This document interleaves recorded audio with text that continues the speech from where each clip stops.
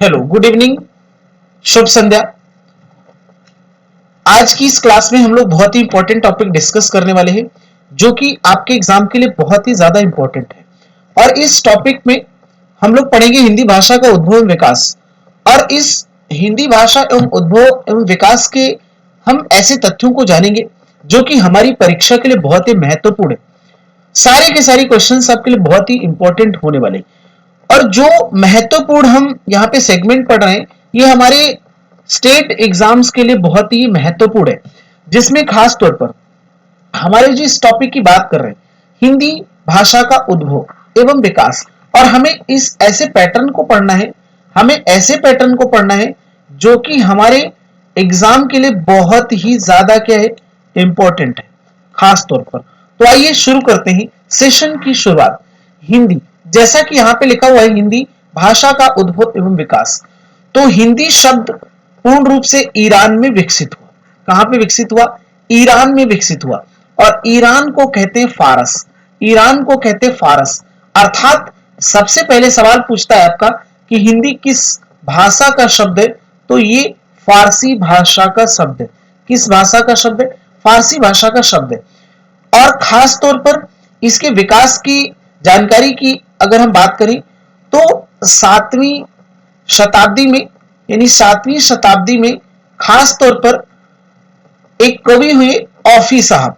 और औफी साहब ये सैफुद्दीन यजदी के दरबारी कवि हुआ करते थे, जिन्होंने अपने ग्रंथ जफरनामा में एक ग्रंथ इन्होंने लिखा था जफरनामा।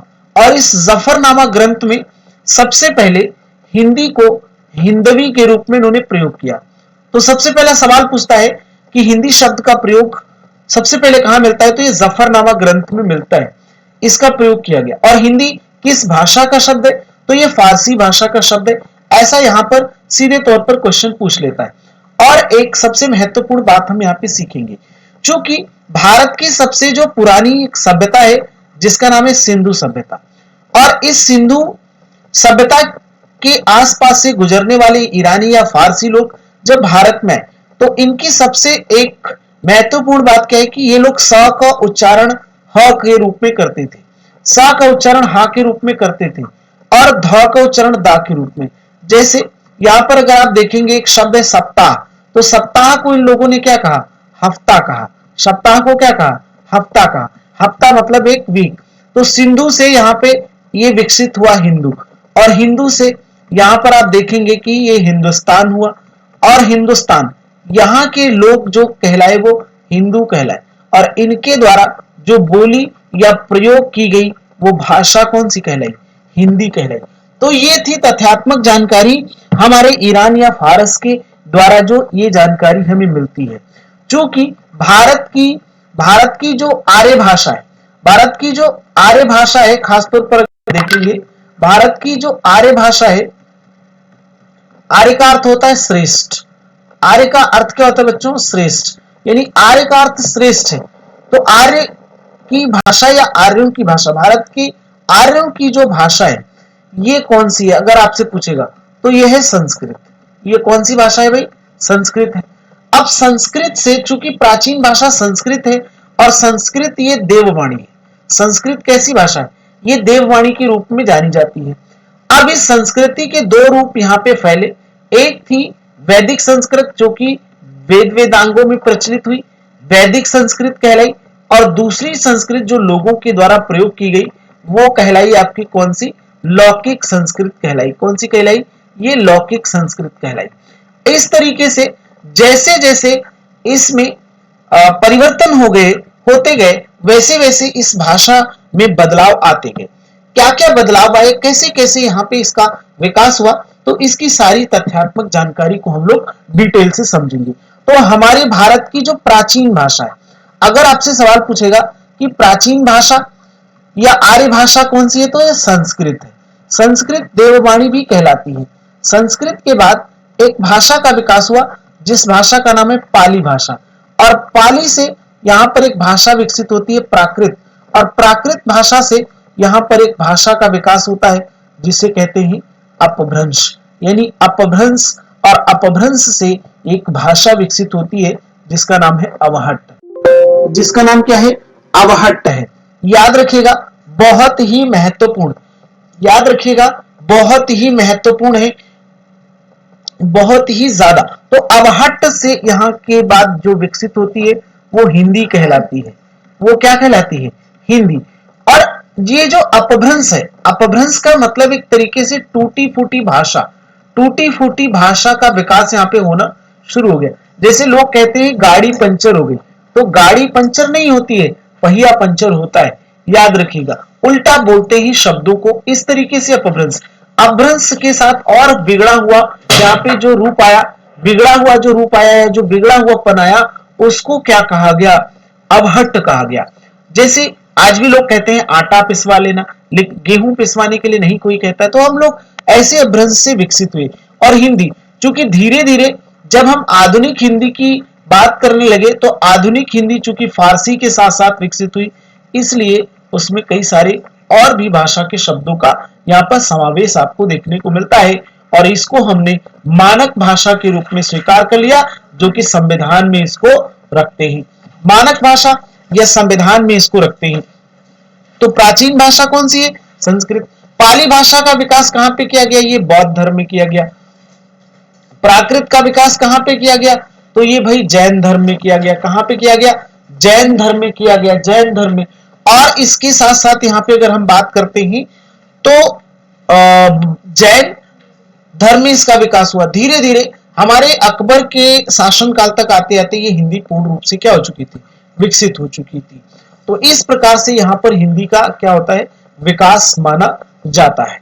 अब देखिए, इसके बाद भी हम लोग बहुत ही महत्वपूर्ण तथ्यों की बात करेंगे। अगला है यहाँ पर जो हिंदी है, हिंदी भारोपी परिवार की भाषा है। मेरे प्यारे दोस्तों, हिंदी क्या है भाई, ये भारोपी परिवार की भाषा है। एक तरीके से ध्यान से समझना। अगर आपसे पूछेगा हिंदी किस परिवार की भाषा है, तो हिंदी भारोपी परिवार की भाषा है। भारोपी परिवार की भाषा है, भारोपी। अच्छा, भारोपी परिवार क्या है, जो कि भारत और यूरोप में फैला हुआ है। कहां कहां पे फैला है, भारत और यूरोप में फैला हुआ है। खास तौर पर अगर देखा जाए, विश्व में 10 भाषा परिवार, विश्व में अगर देखा जाए, अगर आपसे सीधे सवाल पूछता है कि विश्व में कितने भाषा परिवार, तो विश्व में 10 भाषा परिवार। लेकिन अगर आपसे पूछता है कि भारत में कितने भाषा परिवार हैं, तो भारत में यहाँ पर 4 भाषा परिवार हैं। और इन 4 भाषा परिवारों में अगर हम अलग अलग सबकी बात कर लें, तो देखो सबसे पहला ये परिवार है भारोपी परिवार। और भारोपी परिवार खास तौर पर अगर हम भारत में बात करेंगे, तो ये उत्तर भारत में है। और उत्तर भारत की लगभग में जो 73% पॉपुलेशन है, 73 पॉपुलेशन यानी कि 73% जनसंख्या ये भारोपी परिवार के अंतर्गत आती है। और खास तौर पर यहाँ पे कश्मीरी से लेकर के, कश्मीरी, यहाँ पर अगर आप देखेंगे पंजाबी, यहाँ पर अगर आप देखेंगे मराठी, यहाँ पर आप देखेंगे हिंदी, और इसके साथ साथ यहाँ पर आप देखोगे बंगाली, ये सभी जो भाषाएं हैं ये आपकी भारोपी परिवार के अंतर्गत आती है। और दूसरा हमारा है द्रविड़ परिवार। कौन सा परिवार है, द्रविड़ परिवार है। और द्रविड़ परिवार खास तौर पर इसमें बोलने वालों की संख्या लगभग में 25% है, जिसमें आपकी भाषा कौन कौन सी है, तमिल है, तेलुगु है, मलयालम है, तमिल तेलुगु मलयालम है। और इसके साथ साथ में आपको यहाँ पर देखने को मिलेगी कन्नड़। ये हो गई आपकी द्रविड़ परिवार की भाषाएं। इसके साथ साथ यहाँ पर इंडो ऑस्ट्रिक परिवार है। कौन सा है भाई, इंडो ऑस्ट्रिक। और इंडो ऑस्ट्रिक जो ये मुंडारी जनजातियों के द्वारा खास तौर पर बोली जाती है, और ये लगभग में 1.3% पार्ट पे है। लेकिन इसके साथ साथ में एक जो चौथा सेगमेंट आपको देखने को मिलता है, वो है चीनी तिब्बती परिवार। तो चीनी तिब्बती परिवार ये बहुत ज्यादा जनसंख्या तो नहीं बोलती, लेकिन करीब करीब आप देखोगे 0.7% यहाँ पे बोलती। हालांकि वनडे के एग्जाम में यहाँ से क्वेश्चंस बहुत कम बनते हैं। ये वाला सेक्शन बहुत ही इंपॉर्टेंट है। यहाँ से सीधे क्वेश्चन बन जाता है कि कौन सी भाषा निम्नलिखित में से भारोपी परिवार के अंतर्गत नहीं आती है। तो ऐसा क्वेश्चन आ जाता है। ऐसा भी क्वेश्चन आ जाता है कौन सी भाषा द्रविड़ परिवार के अंतर्गत नहीं आती है, ऐसा क्वेश्चन भी इसमें आ जाता है। तो आइए आगे बढ़ते हैं। यहाँ पर देखेंगे भाषा के रूप कितने कैसे कैसे होते हैं। तो सबसे पहले तो यहाँ पर ये हम देखते हैं कि जो भाषा है ना बच्चों, ये भाषा संप्रेषण का एक माध्यम है। भाषा क्या है? संप्रेषण का एक माध्यम है। भाषा संप्रेषण का एक माध्यम। संप्रेषण का मतलब होता है बातचीत या कम्युनिकेशन। भाषा संप्रेषण का एक क्या है? माध्यम है, और जिसके द्वारा मनुष्य अपने भावों या विचारों का क्या करता है? आदान प्रदान करता है। मनुष्य के बीच में होने वाली जितनी भी क्रियाएं होती है, सामाजिक रूप से कितनी भी क्रियाएं, बिना भाषा के संभव नहीं है। यानी मनुष्य जो भी आदान प्रदान करेगा वो भाषा बोल करके करेगा, आपस में बातचीत करके उस भाषा को बोलता है, सब समाज में होने वाली सभी क्रियाओं को करता है। और इसके लिए यानी खास तौर पर अगर हम देखेंगे तो इसमें भाषा के आपको तीन रूप देखने को मिलेंगे। सबसे पहला है सांकेतिक भाषा। कौन सी भाषा? सांकेतिक भाषा आपको देखने को मिलेगी। दूसरी कौन सी है भाई? यहाँ पे मौखिक भाषा है। दूसरी कौन सी है? मौखिक भाषा। पहले संकेतों में बात करता था मनुष्य, उसके बाद में धीरे धीरे किस में बात करने लगा? यानी कि बोल करके कम्युनिकेशन करने लगा। फिर उसके बाद में लिखित भाषा, यानी लिखित रूप से वो क्या करने लगा? कम्युनिकेशन करने लगा।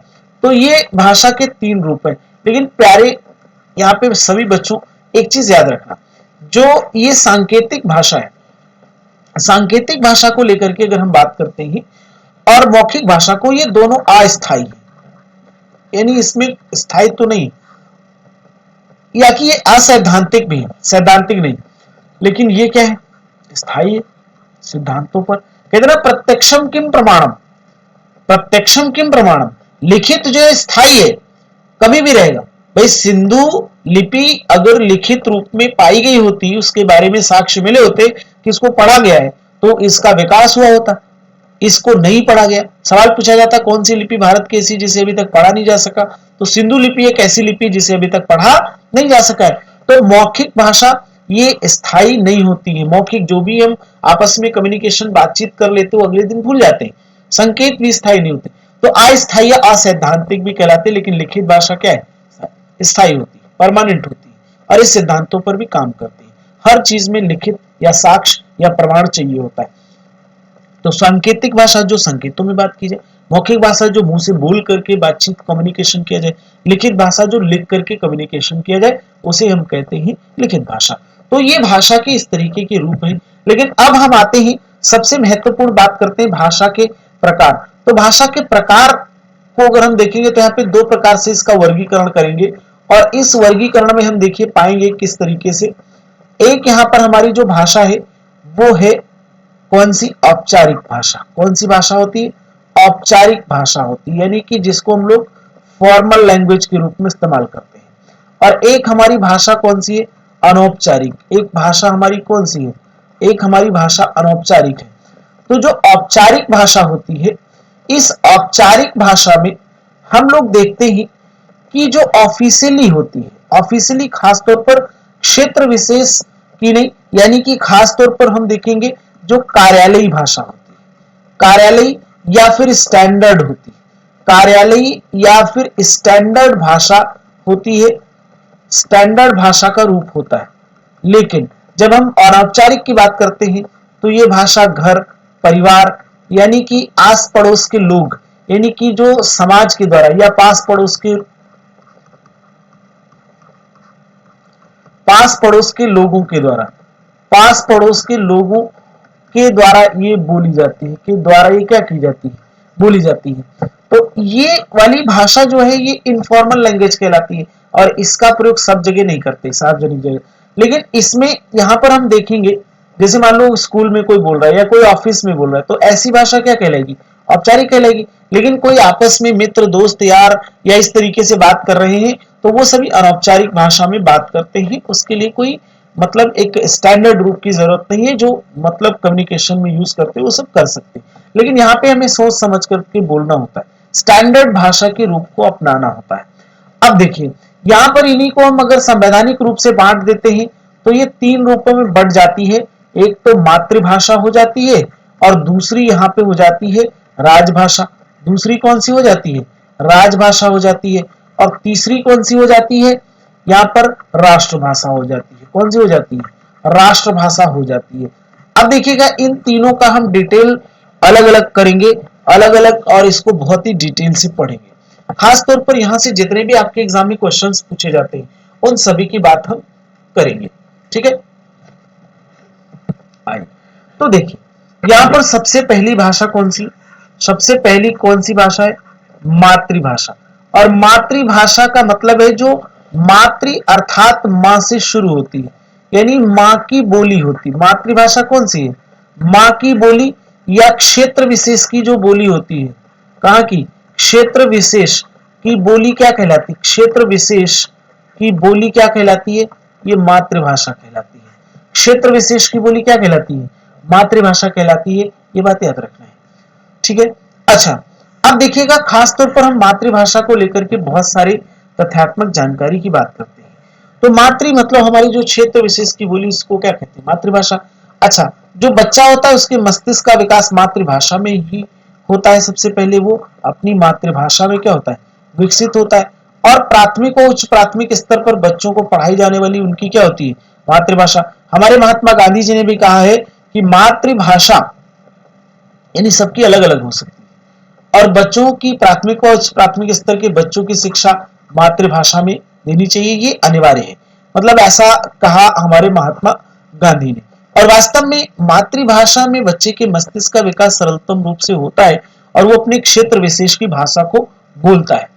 क्षेत्र विशेष की भाषा को क्या करता है, बोलता है, तो उसे हम क्या कहते हैं, मातृभाषा कहते हैं। और हमारे भारतीय संविधान के अंतर्गत मातृभाषा को प्रमोट करने के लिए प्रत्येक वर्ष यहाँ पे मातृभाषा दिवस मनाए जाते हैं। क्या मनाया जाता है, मातृभाषा दिवस मनाया जाता है। अब ये सवाल पूछ लीजिए तो मातृभाषा दिवस कब